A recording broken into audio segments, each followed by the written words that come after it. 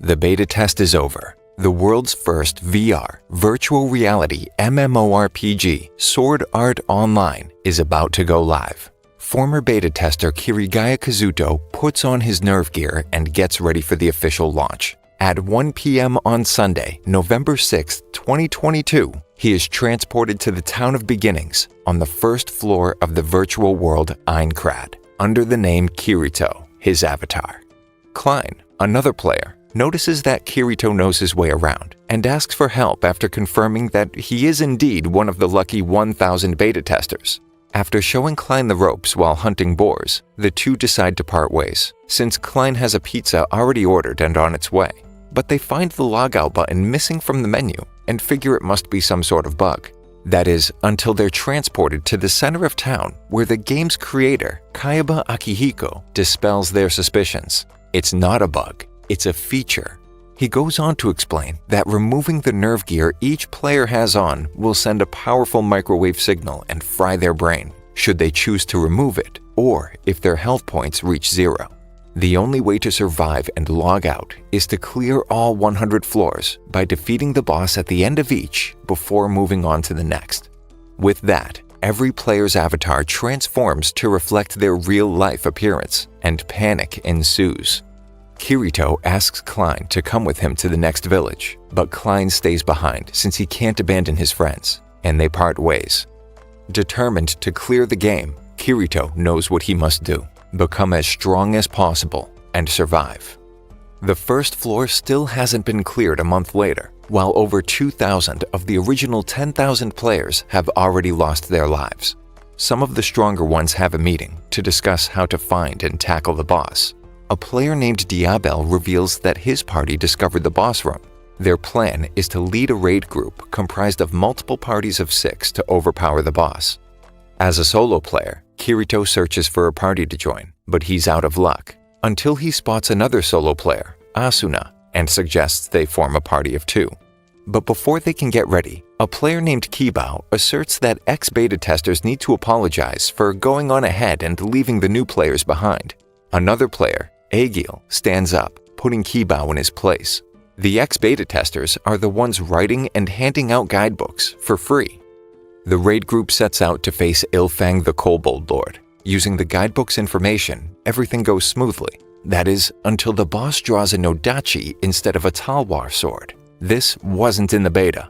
Kirito tries to warn Diabel, but isn't fast enough. The boss makes quick work of him. Kirito tries to give him some health pots, but he refuses, admitting to being an ex-beta tester who's after the rare item given to the player who lands the final blow. Kirito and Asuna begin their assault on the boss, but one mistake sends him flying into her. Agil steps in, holding off the boss until they recover. Then Kirito delivers the final blow. It's over. The raid group begins to rejoice, everyone except for Kaibao, who accuses Kirito of being an ex-beta tester. To everyone's surprise, Kirito bursts out laughing. His demeanor changes. Now overconfident and cocky, he retorts that he's nothing like the other beta testers. He's the player who cleared the most floors during the beta. He's not a cheater, he's a beater. Asuna catches up to Kirito, who admits she's strong and advises her to join a guild instead of limiting herself by playing solo. Some months later, in an 11th floor tavern, the Moonlit Black Cats Guild raises a glass to thank Kirito for saving their lives. Despite being a solo player, he accepts their offer to join their guild, but hides his true level from the members. The guild leader messages him the next day, explaining that Sachi went missing.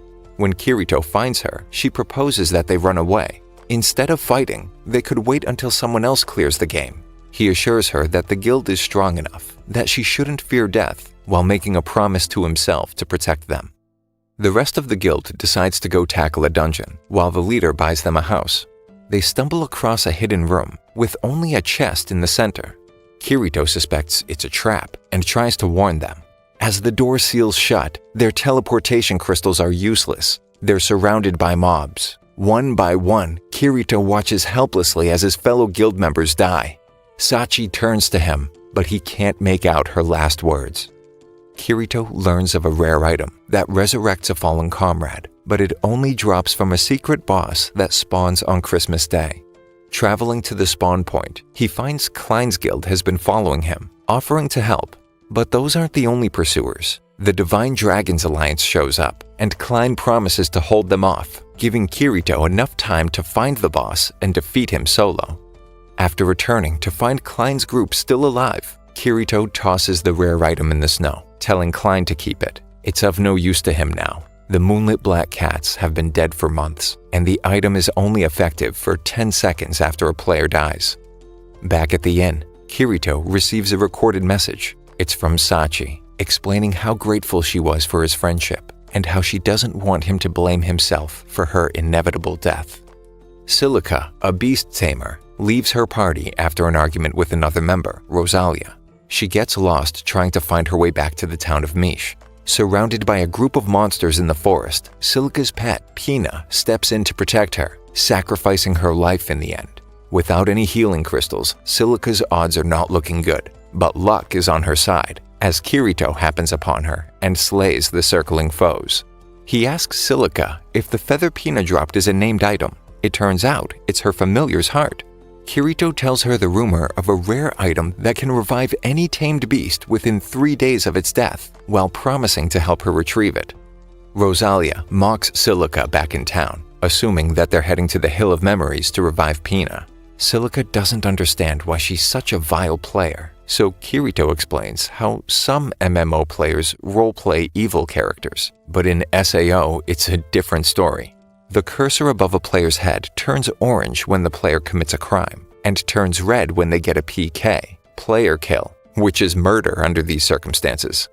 That night, Kirito hears someone outside of their room at the inn. They are being watched. The next morning, they port to floor 47, where the Hill of Memories is located. Silica wonders why he's helping her. To Kirito's embarrassment, he admits that she reminds him of his sister. Eventually, they find the item and decide to wait to revive Pina in town where it's safe. However, on the way back to the transporter, Kirito notices someone lying in wait. It's Rosalia. It turns out she's part of a PK guild, Titan's Hand, despite having a green cursor. She's the bait. Rosalia believes she was hunting them, but it was actually Kirito who was tracking her. Silver Flag's guild leader survived his guild's massacre, begging anyone who would listen to avenge his friends and put her in prison where she belongs. The rest of Titan's Hands come out of hiding, recognizing Kirito, dressed in black, one-handed sword, no shield. Attacking all at once doesn't even scratch him. At level 78, with enough battle regen bonuses, he's practically invincible. There's nothing Rosalia can do. Kirito transports her to prison and takes Silica back to town, apologizing for using her as bait. She revives Pina, and they part ways, promising to meet again someday. Asuna, now vice commander of the Knights of the Blood Oath, holds a meeting with the assault team on floor 56, going over boss-killing strategies. Asuna is adamant about her plan to lure the boss into town, but Kirito objects. She insists that NPCs aren't people. After all, they respawn. Aegil mentions the growing tension between them, reminding Kirito of the advice he gave her and how far she's come.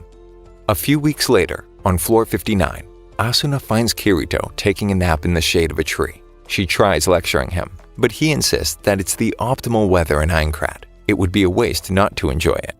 Kirito wakes up to find Asuna fast asleep and decides to keep watch. She treats Kirito to a meal to thank him for making sure no one killed her while she slept.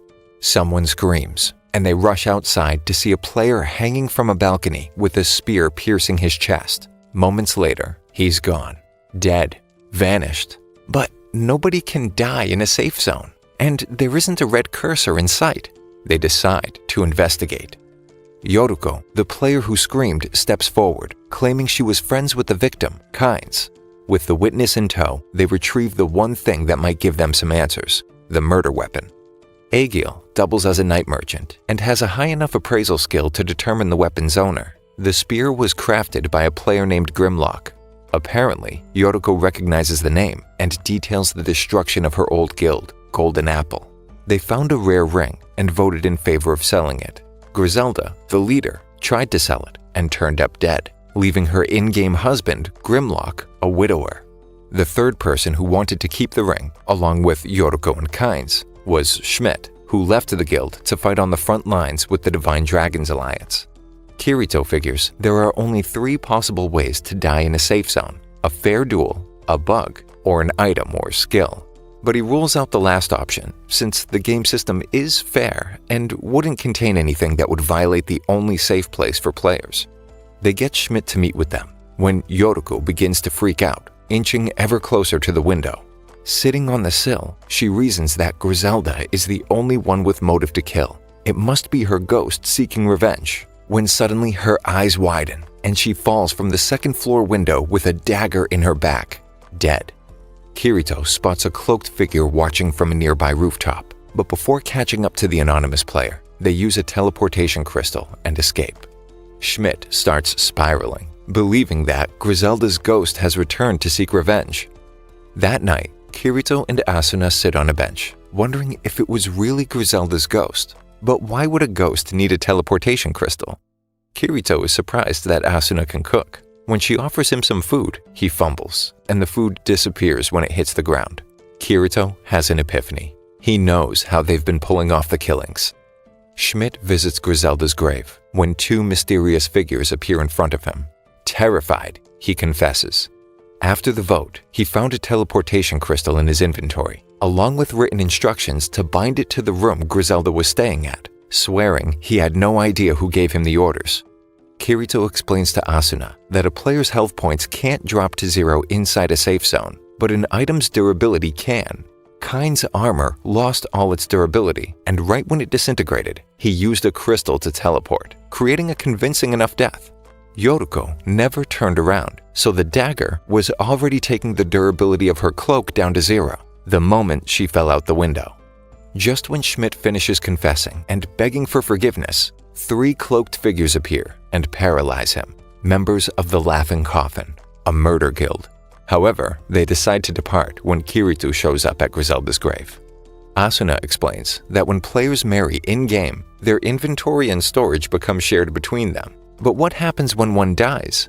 Everything goes to the spouse, so the ring must still be in Grimlock's possession. It must have been him who hired Griselda's murderer. Asuna finds Grimlock lurking in the forest near the gravesite. He tries to justify why he had to kill her, revealing that they were married in the real world too. She changed when they began playing SAO, and he just couldn't take it.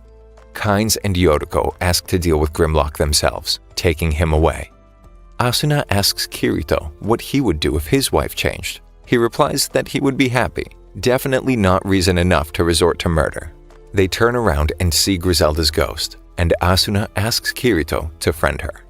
Asuna visits her blacksmith friend, Liz, on her day off, missing Kirito, who shows up after she leaves. He asks if she has any swords as strong or stronger than his elucidator. She presents him with the strongest sword she has ever made. He asks to test its durability by trying to break his own sword with it. Liz is dumbfounded as she watches her sword snap in half with a single strike. If she had the right materials, she could forge a blade of equal caliber. On floor 55, there's a dragon who eats crystals and stores a rare metal in its stomach, but he needs a master smith with him to get the drop. The two ascend a snowy mountain to reach the dragon's lair, but Kirito tells Liz to hide while he fights, despite her insisting that she can help. Distracted, they both get thrown into a giant circular pit where they can't use teleportation crystals. The only way out is up. Kirito takes a running start and tries to scale the walls, to no avail.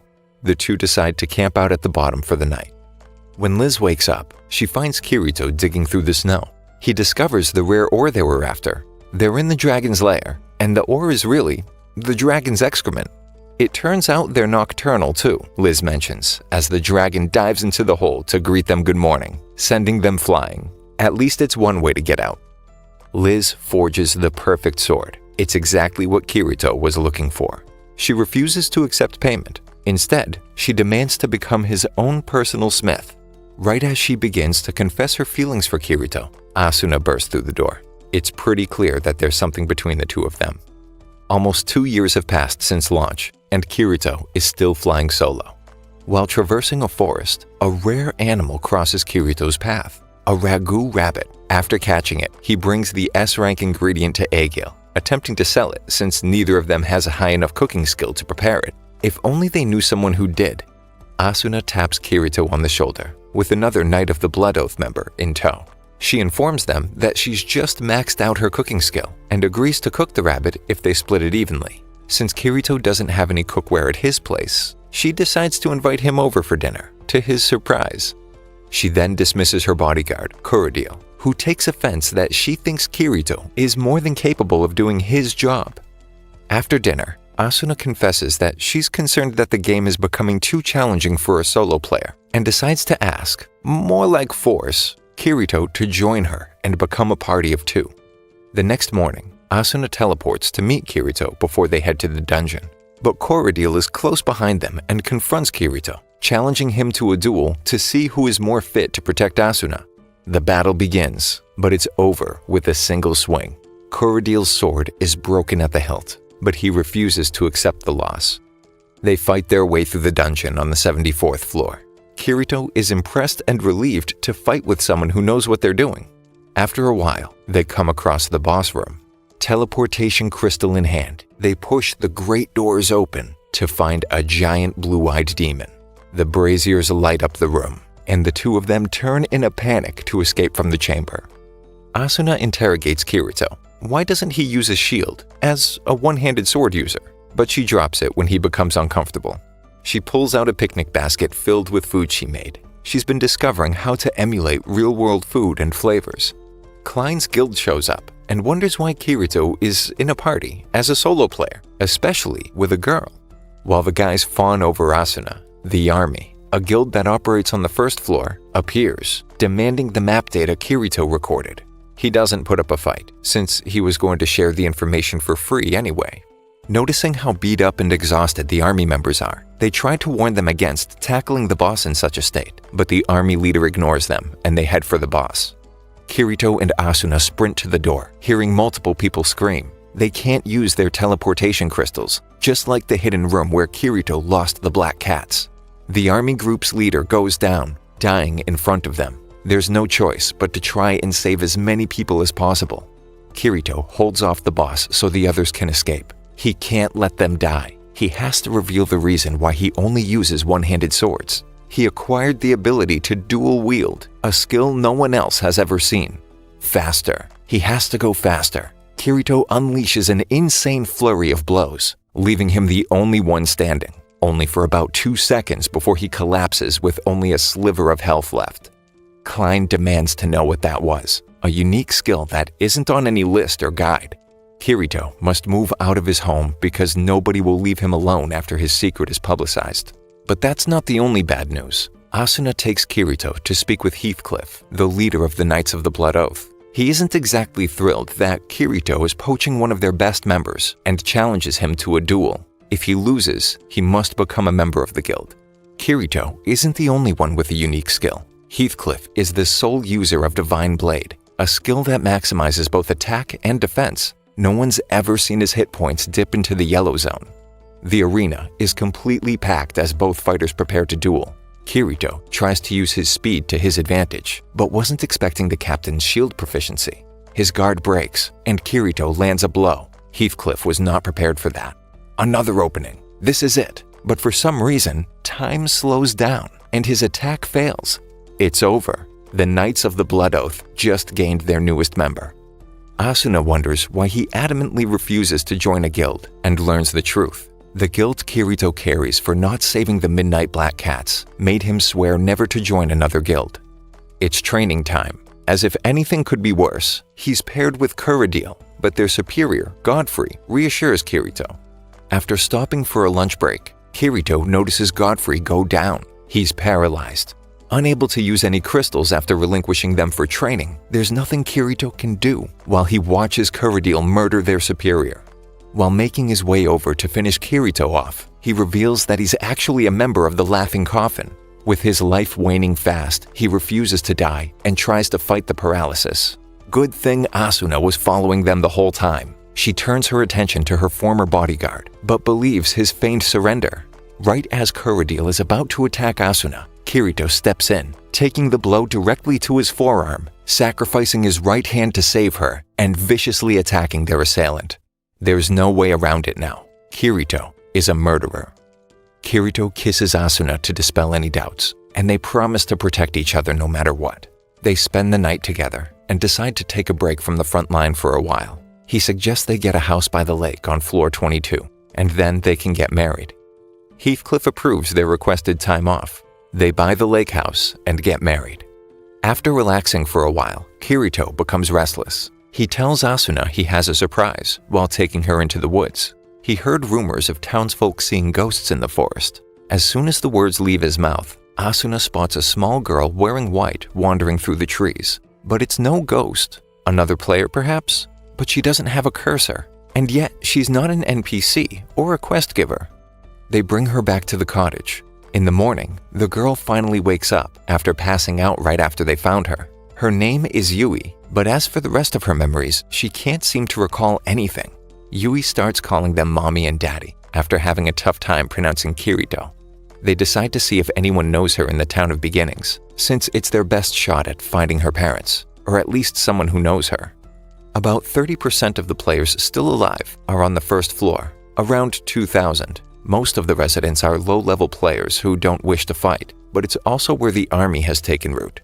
They stumble upon a patrol extorting a group of children. Asuna makes quick work of them. Suddenly, Yui starts reaching for the sky, saying something about everyone's hearts and always being in the dark, when a loud hissing white noise comes out of nowhere as Yui faints. They take Yui back to the church, where a player has been taking care of all the kids in the game, but she's never seen Yui before. Yulier, the army's second-in-command, appears at the door, thanking them for putting the soldiers in their place and requesting their help. She details how the guild has become corrupt and more brazen, sending members to their deaths on the upper floors. The massacre they witnessed was on Kibao's orders, and now he's trying to get rid of Thinker, the guild leader. He lured Thinker to a dungeon below the town of beginnings, telling him to come unarmed, just to talk. But Kibao left him there to die. Asuna is skeptical, but Yui affirms that Yulier is telling the truth. Kirito decides to take the chance, and Yui insists on joining them. Thinker is still alive in a safe zone, but when they get close, he warns that it's a trap. But it's too late. They're face to face with a boss whose level is too high for them to see. There's no way they can beat him. That is until Yui steps between them. Revealing herself to be an immortal object, she begins hovering and summons a huge flaming sword, destroying the boss with a single blow. Yui's memories are finally restored. Yui explains how the system is run by the Cardinal program and that she's an AI meant to aid players' mental states. But trapped and alone, she could only watch while her programming slowly broke down. One day, she found two players who felt joy for the first time since the game launched, Kirito and Asuna. So she set out to find them. However, when Yui uses the GM console to delete the boss, the main Cardinal program locates and begins erasing her. Kirito jumps into action. Using the GM console, he creates an in-game item containing Yui's program. After their 2-week vacation, Kirito and Asuna receive an urgent summons from Heathcliff, requesting their return to the front line. He debriefs them on the latest developments. A 20-member recon team scouted a boss. Half of them got trapped in the center of the anti-crystal boss chamber. When it was over, the room was completely empty, no trace of the players or the boss. Kirito asks Asuna to stay behind, but she tells him if anything happened, she wouldn't be able to go on living without him. The next day, everyone gathers to get ready to face the boss. Even Klein and Egil are there to help. The raid group charges into the room, but it's completely empty. Well, not completely. The Skull Reaper drops from the ceiling. It mows down players with ease, one-shotting anyone who can't negate the damage. Players are going down one after the other. But if Kirito and Asuna block together, they have a chance of survival, no matter how slim. Success. They pull off the impossible, but they still have 25 more floors left. Is it even possible to survive, let alone clear them all? Kirito notices that Heathcliff's health hasn't turned yellow. Thinking back to their duel, it suddenly hits him. He launches an attack against the captain, only to see the same immortal object indicator that Yui had. Something had been bugging Kirito. Why create an RPG if you aren't going to play it? Captain Heathcliff is Akihiko Kaiba, the creator of SAO. It first occurred to him during their duel, when Kaiba increased his speed to win, claiming that Kirito was too fast and strong. He would have lost if he didn't cheat. He confirms his true identity, revealing that he is the final boss. Kaiba always thought he'd face off with Kirito at the end. Before he leaves for the 100th floor, he gives Kirito a chance to duel. If he wins, he clears the game and all remaining players are logged out safely. Despite his friends' warnings, this could be their only chance to survive. Kirito thanks them for everything before preparing to fight Kaiba, making him promise not to allow Asuna to commit suicide should he lose. This isn't a game. This is a fight to the death. Using skills that Kaiba didn't design is his best bet, but it's not enough. He's wide open, and Kaiba is already saying sayonara. Before he can do anything, Asuna comes between them, sacrificing herself. Kaiba plunges his sword into Kirito's chest, taking his health points to 0. But Kirito refuses to die. He spears the captain with his sword, killing both of them simultaneously. He's transported to a platform in the sky, along with Asuna and Kaiba, who can't really give a good reason as to why he created SAO. It was merely to create the world he's always dreamed of, one where he was in control. Kirito and Asuna embrace, knowing that their time together was the happiest either of them had ever been, until Kazuto awakens in the hospital, determined to find Asuna in the real world. Thank you for sticking until the end. Subscribe for more videos like this.